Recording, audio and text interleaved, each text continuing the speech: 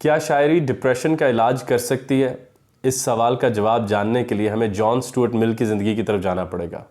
جان Stuart مل جو کہ ایک بہت ہی کم عمر نوجوان اور دنیا کے ذہین ترین ذہن جس نے بچپنے میں ہی گریک ٹریجڈی پر عبور حاصل کر لیا اور جیمز مل نے اسے اسکول تک نہ بھیجا کیونکہ وہ اس کا سب سے قیمتی کائنات کا تحفہ تھا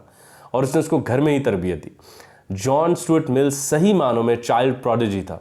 لیکن جیسے جیسے اس کا ذہن اور خیالات ریشنالٹی، عقل، بلوغت پا رہے تھے، ایک بہت بڑا مسئلہ ہو رہا تھا۔ جان سٹورٹ مل کے احساسات بڑے نہ ہو سکے۔ اس کی عقل تو بہت بڑی ہوگی جس نے پوری کائنات کو ناپ لیا اور سمجھ لیا، مگر اس کے احساسات بڑے نہ ہو پائے، جس کی وجہ سے وہ ایک عجب سے ڈپریشن میں چلا گیا۔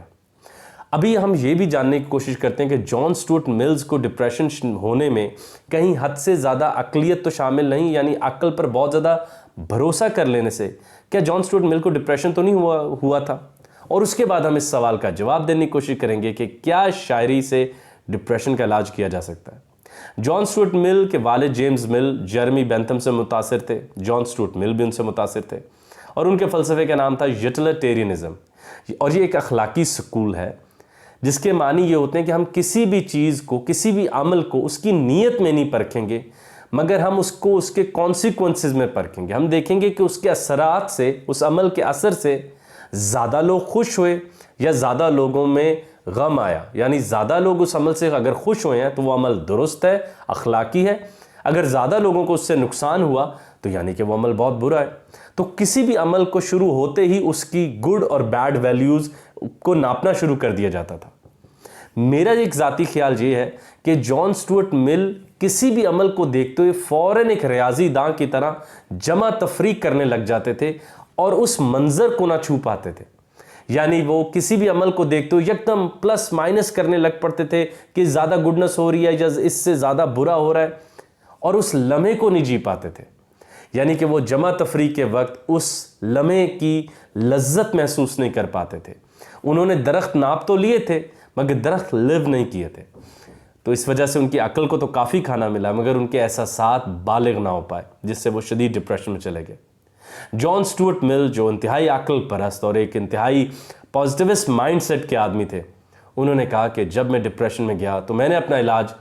شاعری سے کیا۔ میں نے دروازہ کھٹکھٹایا ولیم ورڈزورتھ کا، جی وہی ولیم ورڈزورتھ جس نے علامہ محمد اقبال کو نوجوانی کے دنوں میں الحاد سے بچایا۔ اسی ورڈزورتھ نے کائنات کے ذہین ترین آدمی جان سٹورٹ مل کو ڈپریشن سے بچا لیا۔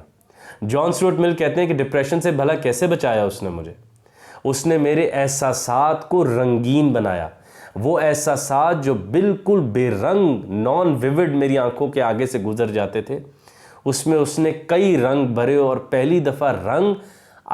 آفاق میں نہیں میرے انفس میں اترے، اور میں نے کائنات کو اپنے اندر مکمل ہوتے دیکھا۔ آپ لوگوں کو بڑی حیرت ہوگی یہ بات سن کے کہ دانتے کے دور تک، مطلب کہ اچھی فارمیسی کی دکانوں پر اس زمانے میں ان کا نام بھی اپاتھیکری کر کے اسے پکارا جاتا تھا، اور ہم اسے اسکرین پر چلا بھی دیں گے۔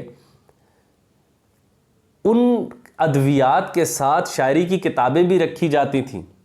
اور آپ کو یہ بھی جان کے حیرت ہوگی کہ 19ویں صدی میں ازائلم میں، پاگل خانوں میں یا ایسے مقامات جہاں پر ذہنی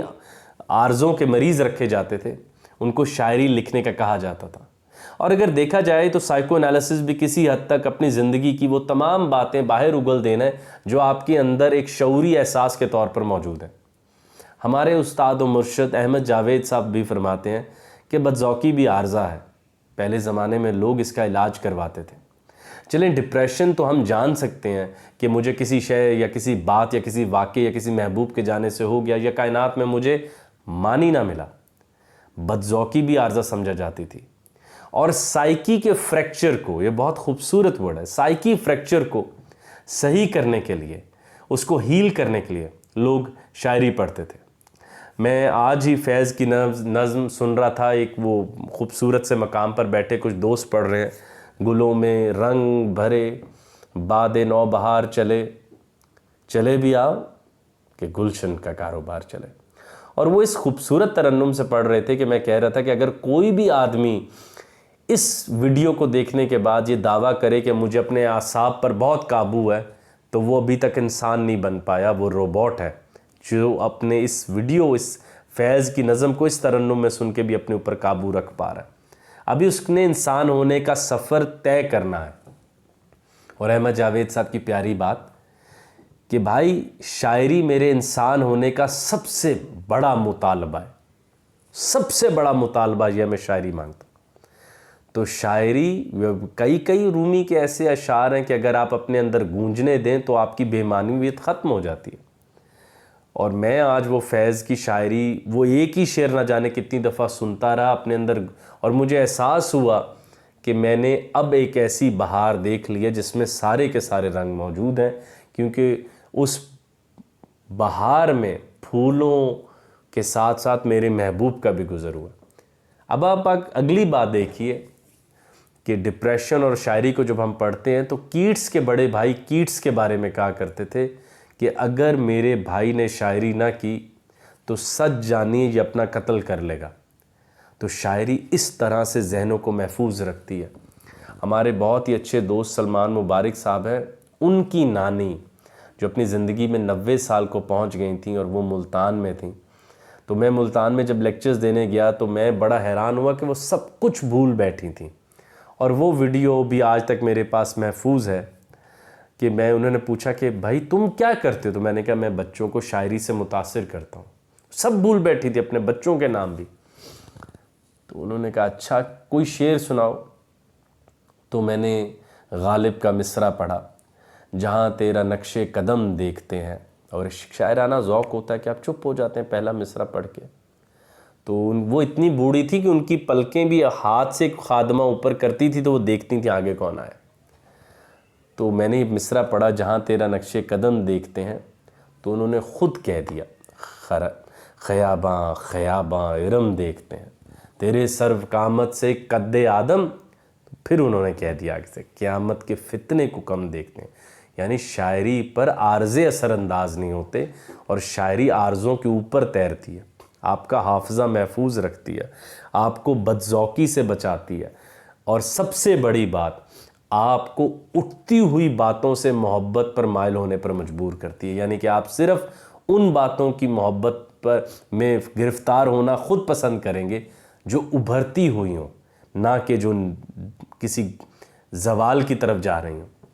تو یہ بڑی بات ہے۔ آپ دیکھیں کہ ہم نے آپ کے آگے جان سٹورٹ ملز کی بات رکھی، جو ایک مثال بہت بڑی ہے تاریخ میں،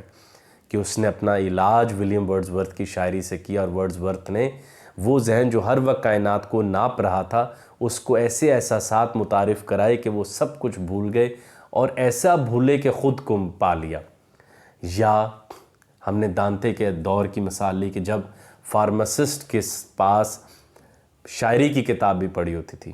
یا اب کی کئی آپ نے خبریں سن رکھی ہیں کہ رومی کی نظمیں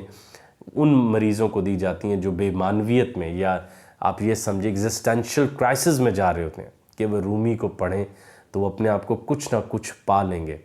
یا پھر کیٹس کو دیکھیے کہ وہ شاعری نہ کرتا تو وہ کہتے ہیں کہ مر جاتا۔ اور احمد جاوید صاحب کی بڑی بات، شاعری انسان ہونے کا سب سے بڑا مطالبہ ہے۔ اگر شاعری نہیں پڑھ رہے اور آپ کو محظوظ نہیں کر رہی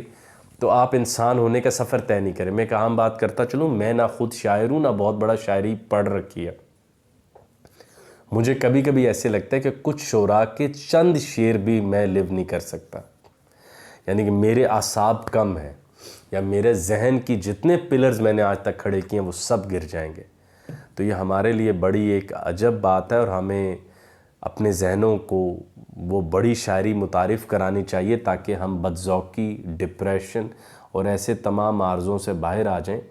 اور کم از کم جو سب سے بڑا کام شاعری کرے گی وہ آپ کے غم کو دوا دے نہ دے، وہ اس کو زبان ضرور دے دے گی۔